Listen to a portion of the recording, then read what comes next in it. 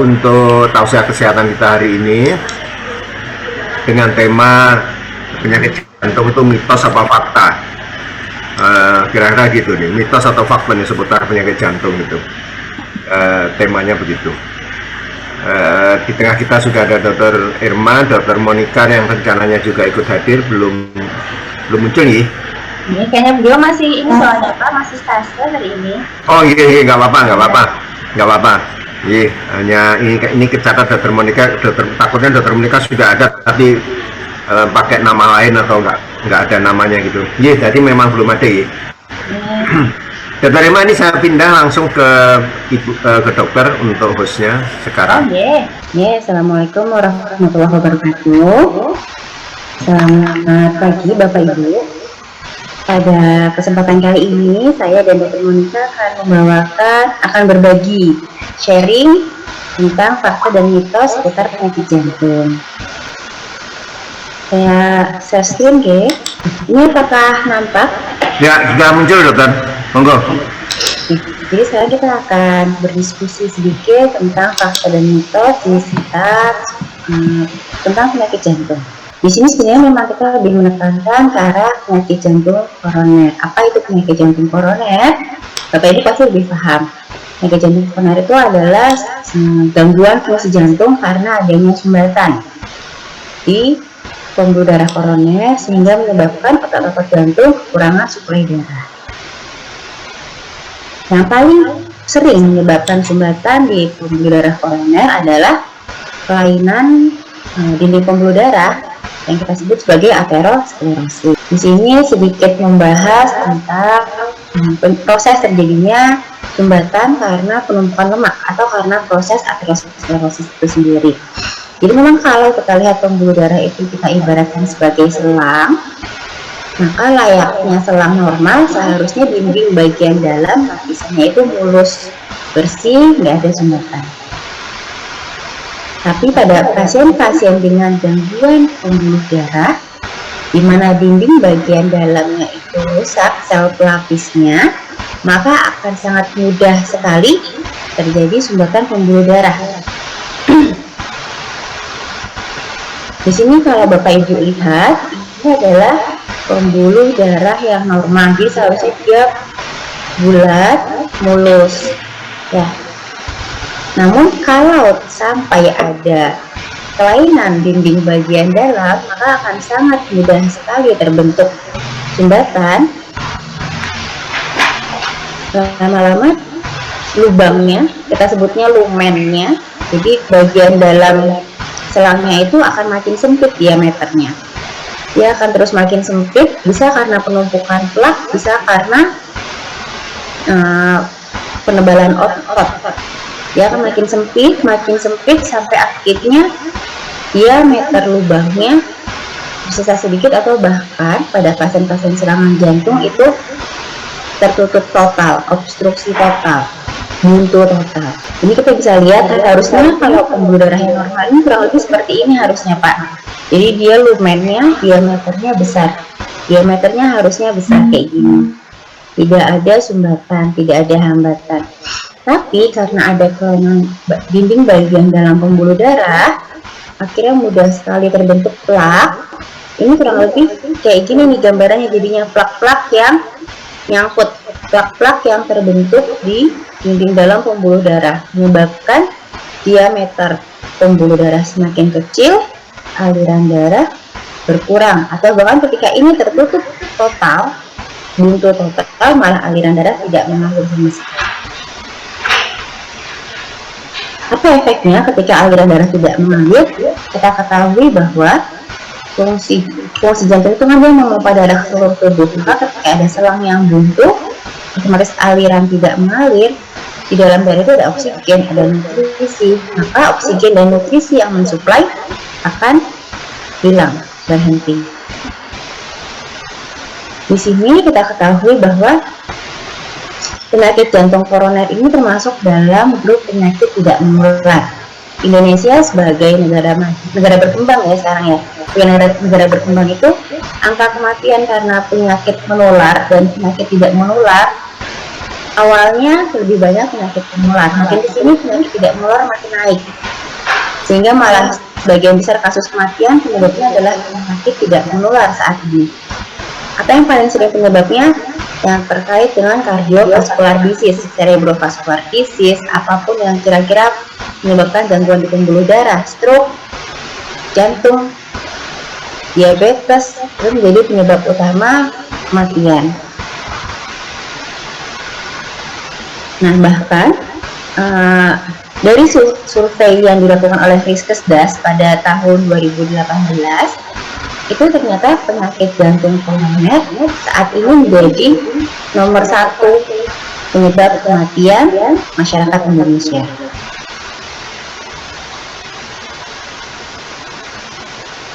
Dimana kita ketahui dari tahun ke tahun ternyata prevalensinya makin lama makin naik untuk kematian karena jantung koroner ini, sehingga pemerintah sempat melakukan kampanye untuk pola hidup sehat untuk mencegah penyakit jantung. Di sini Bapak Ibu bisa lihat bahwa salah satunya adalah healthy lifestyle, pola hidup yang sehat. Seperti apa pola hidup yang sehat? Pola hidup yang sehat itu selalu dimulai dari dapur. Ibu-ibu nih biasanya yang pegang peranan penting untuk mengatur pola hidup sehat pada keluarganya.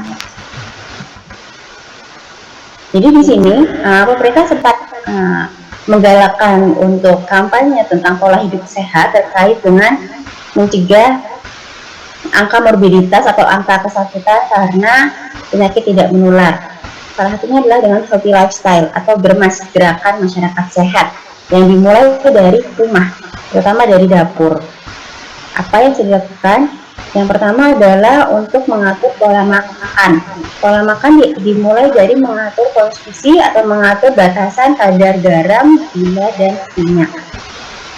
Kalau di sini disebutkan untuk penyakit jantung sendiri, di mana penyakit jantung itu mayoritas komponen penyebabnya adalah tekanan darah tinggi dan kencing manis.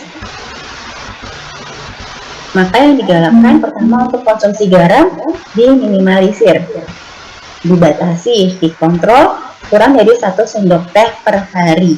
Berarti yang paling bisa mengontrol konsumsi garam di sini adalah ibu saat memasak. Diusahakan untuk tidak terlalu banyak menggunakan garam saat memasak. Yang kedua, untuk bapak-bapak ini ya rata-rata ya, untuk konsumsi tembakau, stop rokok. Stop rokok di sini dalam artian stop menghisap asap rokok. Lalu, karena kita ketahui bersama bahwa komponen terbesar penyebab penyakit jantung adalah kencing manis dan hipertensi atau tekanan darah tinggi, maka ada baiknya untuk cek berkala tekanan darah dan gula darah secara teratur. Apalagi bila Bapak Ibu memang sudah tahu, oh saya memang punya penyakit hipertensi dan kencing manis, maka ada baiknya untuk kontrol berkala setidaknya sebulan sekali.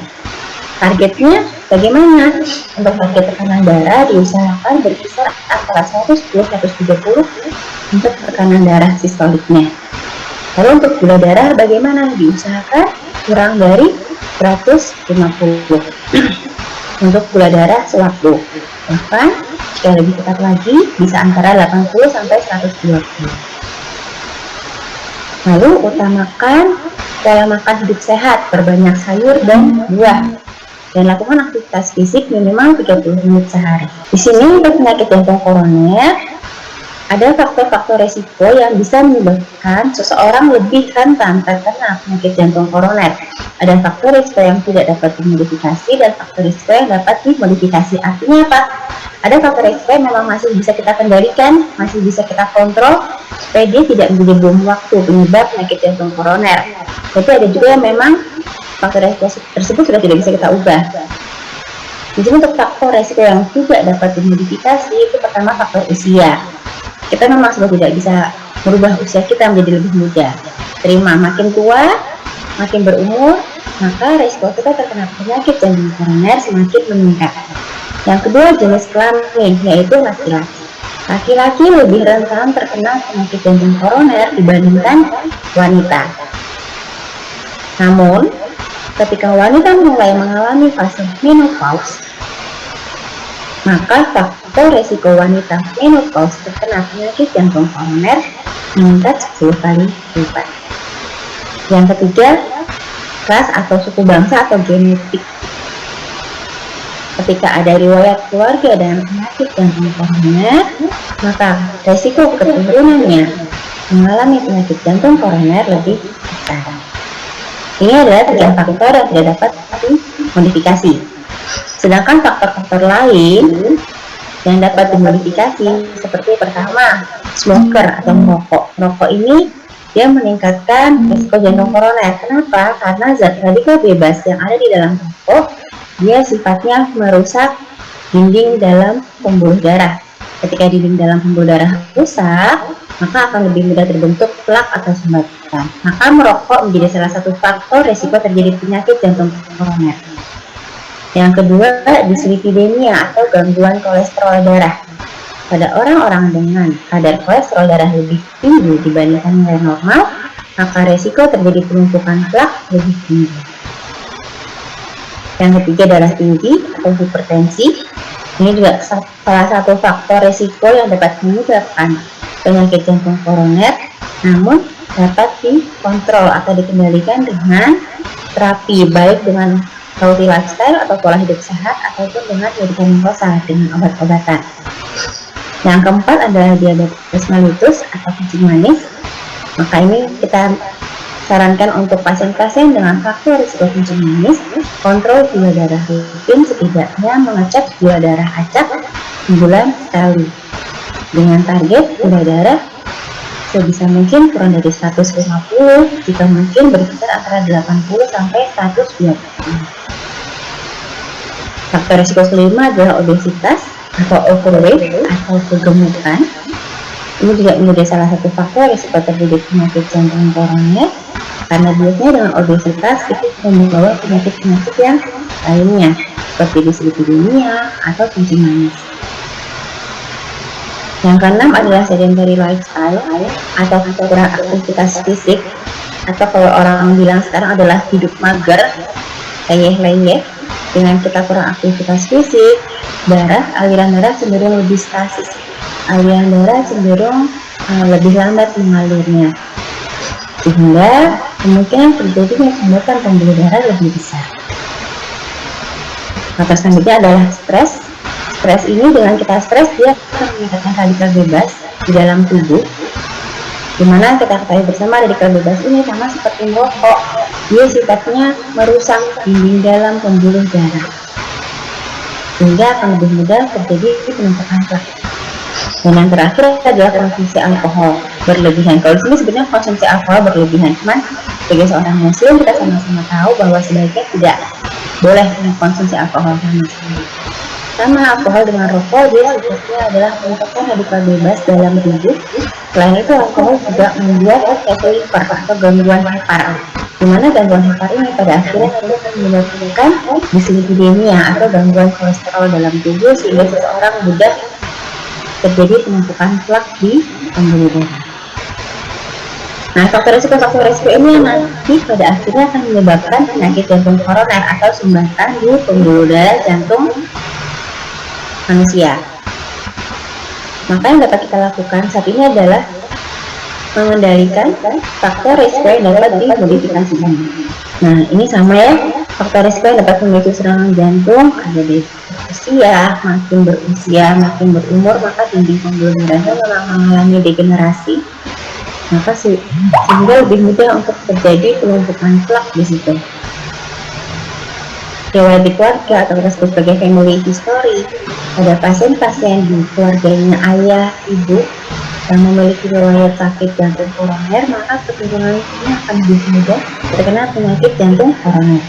Kencing manis, hipertensi, obesitas, pola hidup buruk, dan di sini adalah beberapa gejala penyakit jantung yang diwaspadai.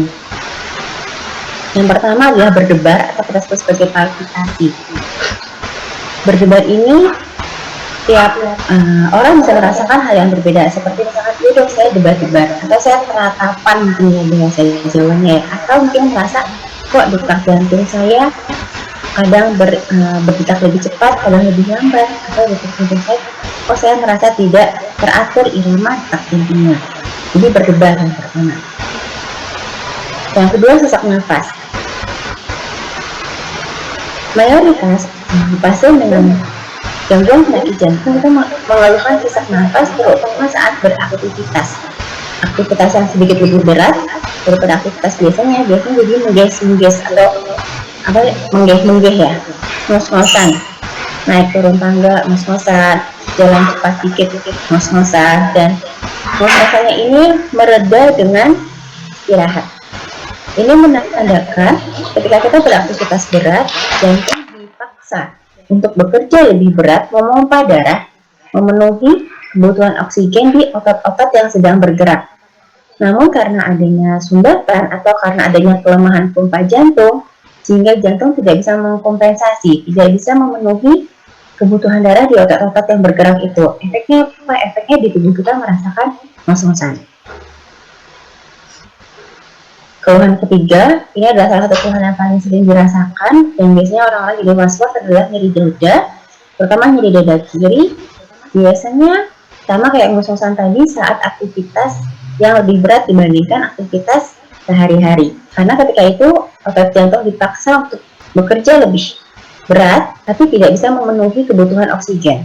Nyeri dada ini terjadi ketika ada sebagian otot jantung yang tidak terkena suplai darah secara cukup hingga respon sebagai kekurangan oksigen dirasakan sebagai nyeri dada. Dan beberapa pasien, terutama yang memiliki riwayat kencing manis, keluhan nyeri dada ini bisa dirasakan tidak melulu sebagai nyeri dada, namun sebagai keluhan mual, bahkan sampai muntah, disertai dengan keringat dingin. Jadi memang pada pasien-pasien dengan kencing manis itu ketika sudah terkena kencing manis dalam jangka waktu yang lama, apalagi ketika gula darahnya cenderung tidak terkontrol, maka terjadi gangguan syaraf. Maka pada orang-orang dengan kencing manis cenderung untuk keluhan nyeri dadanya itu dirasakan bukan sebagai nyeri dada, tapi sebagai keluhan rasa tidak nyaman di area ulu hati, mual, keringat dingin. Dan yang terakhir adalah keluhan pusing atau sakit kepala karena suplai oksigennya tidak memenuhi kebutuhan otak.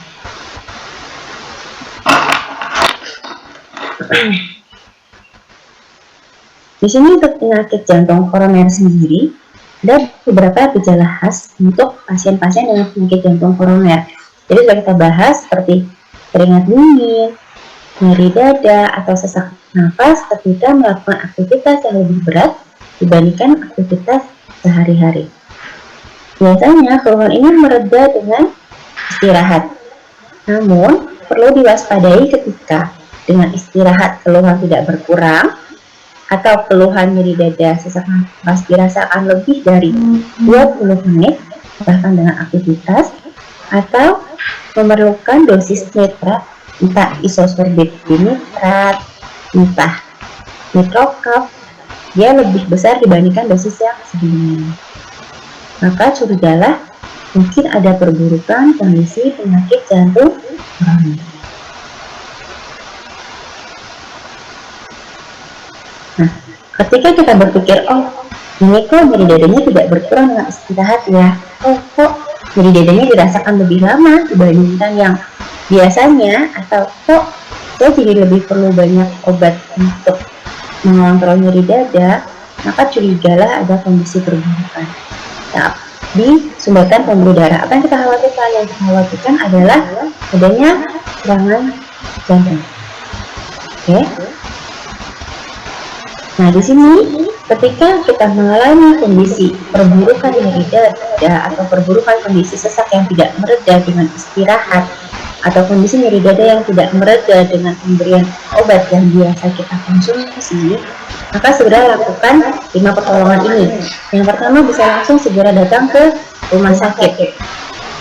Boleh ke UGD terdekat, boleh ke klinik terdekat untuk langsung bertemu dengan tenaga medis. Kalau di sini mungkin layanan 119 tidak semuanya ada di kota kita, terutama di kota Malang. Jadi bisa langsung datang ke UGD atau klinik terdekat untuk bertemu dengan tim medis. Lalu pada kondisi yang lebih gawat darurat, pasien dengan serangan jantung itu bisa mengalami penurunan kesadaran, bahkan hingga henti jantung. Maka sebaiknya jangan menunda ketika nyeri dada bertambah dahsyat atau sesak napas bertambah hebat yang tidak berbeda dengan istirahat. Langsung datang ke rumah sakit, ke UGD atau ke klinik untuk bertemu dengan tim medis agar dapat dievaluasi segera. Di sini ada salah satu kampanye dari pemerintah, dari Kemenkes, salah satu bagian dari gerakan masyarakat sehat atau GERMAS untuk mengendalikan penyakit jantung koroner dengan yang kita sebut sebagai patuh, PATUH, patuh.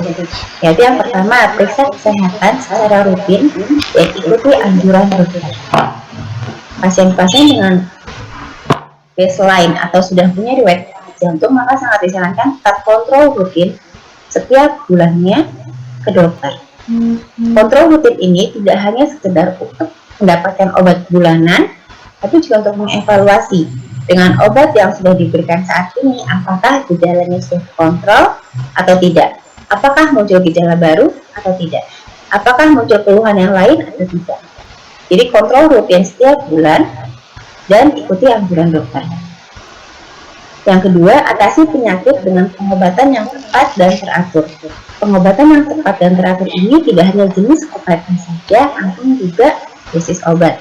Maka penting sekali untuk pasien setiap bulan datang ke dokter, nanti pasti akan dievaluasi ulang dosisnya, apakah sudah tepat atau perlu dioptimalisasi dengan menaikkan dosis. Atau jangan-jangan mungkin malah, dengan dosis setinggi ini ternyata pasien tidak toleran, pasien mungkin jadi tensinya lebih rendah, pasien jadi lebih tidak nyaman, perlu penyesuaian dosis kembali. Lalu T yang ketiga adalah tetap menjaga diet dengan gizi seimbang. Di sini kalau dulu zamannya saya SD itu masih ada 4 sehat 5 sempurna, kalau sekarang adalah gizi tepat dan seimbang. Gizi yang seimbang ini bagaimana?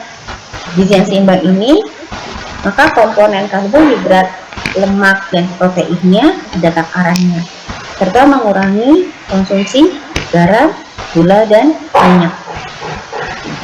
Lalu untuk upayakan aktivitas fisik dengan aman. Maka di sini nanti kita jadi masuk ke grup no mager-mager grup, nggak boleh lagi mager-mager, tidak ada lagi sedentary lifestyle, minimal aktivitas fisik 30 menit per hari. Dan yang H adalah hindari asap rokok, alkohol, dan zat-zat karsinogen lainnya. Nah, di sini kita bahas tentang 10 mitos penyakit jantung. Mitos pertama adalah keluarga saya memiliki riwayat penyakit jantung, jadi saya juga pasti akan mengalaminya. Faktanya, ya, memang faktor genetik merupakan salah satu faktor resiko yang tidak dapat dimodifikasi. Tadi di awal kita sudah bahas ya, bahwa dari salah satu faktor yang tidak dapat kita modifikasi adalah faktor genetik. Ya, pada pasien dengan riwayat keluarga dengan penyakit jantung, maka meningkatkan resiko anak dan keturunannya juga memiliki resiko terkena penyakit jantung. Namun, ketika kita punya riwayat atau genetik penyakit jantung, bukan berarti kita pasti akan terkena penyakit jantung. Kita resikonya lebih tinggi, namun dapat dicegah. Dapat dicegah dengan cara apa? Dengan cara pola hidup sehat. Mitos kedua, dada saya sering terasa sakit. Apakah itu saya memiliki gangguan jantung? Faktanya, nyeri di dada itu memang salah satu gangguan jantung. Tapi, nyeri di dada tidak hanya berarti sakit jantung. Karena di dada kita sendiri itu terdapat banyak komponen organ. Mulai dari yang paling luar adalah ada di kulit, lalu di bawahnya ada otot, ada tulang, ada paru-paru, ada jantung. Jadi, nyeri di dada tidak melulu berarti sakit jantung. Harus dievaluasi lebih lanjut. Selain itu, untuk pasien-pasien dengan serangan jantung, seperti tadi saya bilang, terutama pasien dengan kencing manis, kadang bahkan keluhannya bukan nyeri di dada. Keluhannya malah mengeluhkan keluhan yang lain, rasa tidak nyaman di ulu hati, mual, atau keringat dingin. Mitos ketiga, makanan rendah lemak adalah pilihan terbaik untuk mencegah gangguan jantung. Faktanya, ya, makanan rendah lemak, rendah kolesterol jenuh lebih tepatnya, merupakan langkah yang tepat untuk mencegah penumpukan plak. Dengan kita mencegah penumpukan plak, maka kita mencegah terjadinya sumbatan pembuluh darah. Namun selain kita mengkonsumsi makanan rendah lemak, baiknya juga kita imbangi dengan mengkonsumsi seperti buah-buahan, sayuran, protein, agar metabolisme selnya tetap seimbang. Mitos keempat, stres buruk. Stres itu sifatnya buruk untuk jantung. Ya, memang stres itu merupakan salah satu faktor risiko yang dapat dimodifikasi. Faktor risiko terjadinya penyakit jantung yang dapat kita modifikasi. Pada pasien-pasien yang cenderung lebih tegang, pada pasien-pasien yang cenderung hidup di bawah tekanan, itu dia lebih cenderung mudah terbentuk radikal bebas di tubuhnya. Dimana radikal bebas ini dia punya efek buruk tidak hanya untuk jantung sebenarnya, tapi untuk mayoritas sel di dalam tubuh, sehingga kita perlu yang namanya mengontrol atau mengelola stres. Selain baik untuk kesehatan fisik, mengelola stres juga baik untuk kesehatan mental. Mitos selanjutnya, orang sering sekali bilang kalau sudah usia lanjut, wajar dong punya penyakit hipertensi atau darah tinggi. Faktanya, ya memang dengan semakin bertambahnya usia, maka pembuluh darah manusia cenderung lebih kaku sifatnya, hingga tekanan darah cenderung lebih tinggi. Namun, ketika tekanan darah tinggi ini kita biarkan saja tanpa diterapi, tanpa diobati, maka dia akan lebih mudah untuk merusak dinding-dinding pembuluh darah sehingga mengganggu fungsi pembuluh darah itu sendiri. Ketika kita biarkan saja kondisi tekanan darah tinggi ini tanpa diobati, lama-kelamaan dia akan memicu debar jantung yang semakin meningkat, gangguan fungsi sirkulasi, gangguan aliran darah, pada akhirnya dia akan menyebabkan gangguan sel endotelial yang menjadi pelapis di dalam pembuluh darah, dan pada akhirnya akan mengalami sumbatan pembuluh darah. Nah, penyakit gangguan sel pembuluh darah ini pada akhirnya tidak hanya menyebabkan serangan jantung, tapi bisa stroke. Sehingga ketika kita mengalami tensi saya naik, berarti saya seharusnya terapi. Tidak dibiarkan saja dan dianggap ini sebagai hal yang Mitos selanjutnya, wanita tidak perlu khawatir untuk terkena penyakit serangan jantung karena pria yang lebih sering. Faktanya iya, memang pada wanita yang masih menstruasi, masih memiliki pola menstruasi yang rutin tiap bulan, angka serangan jantungnya lebih rendah. Kenapa? Karena masih ada hormon estrogen yang menjadi hormon pelindung pembuluh darah pada wanita. Namun, pada wanita-wanita yang sudah menopause, di mana di situ hormon estrogennya sudah berkurang, maka resiko wanita terkena serangan jantung itu sama dengan pria terkena serangan jantung. Bahkan ada beberapa studi yang mengatakan bahwa ketika wanita mengalami fase menopause, maka resikonya mengalami serangan jantung bahkan lebih besar dibandingkan pada pria. Mitos selanjutnya bahwa pada pasien-pasien yang masih usia muda tidak perlu khawatir terkena serangan jantung. Faktanya, pada saat usia muda memang kondisi sel-sel tubuh masih lebih fit dan bugar dibandingkan pada pasien-pasien yang usia lanjut. Namun, apa yang kita makan, apa yang kita konsumsi saat usia muda, itu akan kita tuai, akan kita rasakan manfaatnya ketika usia lanjut. Maka sebaiknya, justru ketika kita merasa masih sehat di usia muda, ada baiknya kita menjaga kesehatan tubuh dengan menjaga apa yang kita masukkan ke dalam tubuh, dengan menjaga pola makan, dengan tetap menjaga pola aktivitas olahraga teratur. Sebisa mungkin dari usia muda sudah mencoba untuk mencegah kondisi dislipidemia atau penumpukan kolesterol dengan pola makan yang sehat dan mengurangi. Ketika kita usia muda, bahkan akhir-akhir ini mulai tren pasien penyakit jantung itu makin muda usianya. Kemarin saya dapat pasien usia paling muda laki-laki terkena serangan jantung usia 25 tahun. Jadi usia muda pun tidak serta-merta membuat kita terhindar dari penyakit jantung. Mitos selanjutnya, orang kurus tidak beresiko mengalami gangguan jantung. Tidak.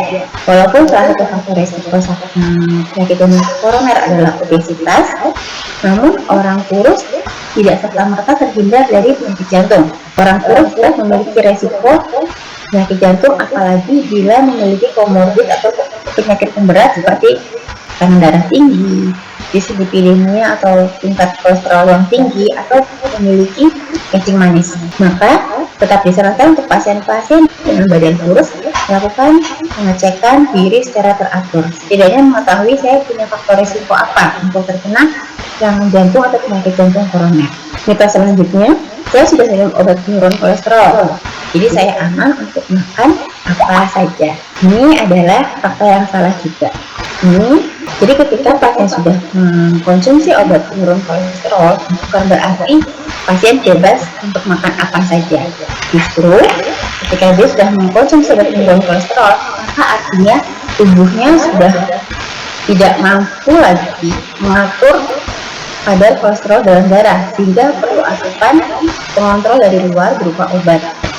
Nah, kita sama-sama tahu bahwa sumber kolesterol itu bisa dari dua, yaitu dari hati atau liver dan dari makanan yang kita makan.